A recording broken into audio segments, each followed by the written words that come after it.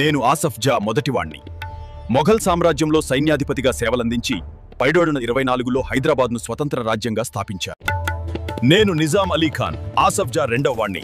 1762-1803 వరకు పాలించాను. British east India కంపెనీతో ఒప్పందాలు కుదుర్చుకున్నాను.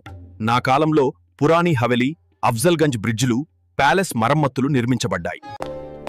నేను సికందర్ జా ఆసఫ్ జా మూడవ వాణ్ణి. హైదరాబాద్ నగరం విస్తరించింది. రోడ్లు, తోటలు, రసీదులు, ప్యాలెస్ మరమ్మతులు చేశాము. ప్రజల సంక్షేమం, వాణిజ్యం, కళల అభివృద్ధి నా ప్రధాన లక్ష్యం. నేను నసీరుద్దౌలా ఆసఫ్ జా నాల్గవ వాణ్ణి. నా పాలనలో కొత్త కోటలు, ప్రభుత్వ భవనాలు నిర్మించబడ్డాయి. నేను అఫ్జలుద్దౌలా ఆసఫ్ జా ఐదవ వాణ్ణి. నా పాలనలో ఆసుపత్రులు, పాఠశాలలు, తోటలు నిర్మించబడ్డాయి. నేను మహబూబ్ అలీ పాషా ఆసఫ్ జా ఆరవ వాణ్ణి. పాఠశాలలు, ఆసుపత్రులు స్థాపించబడ్డాయి.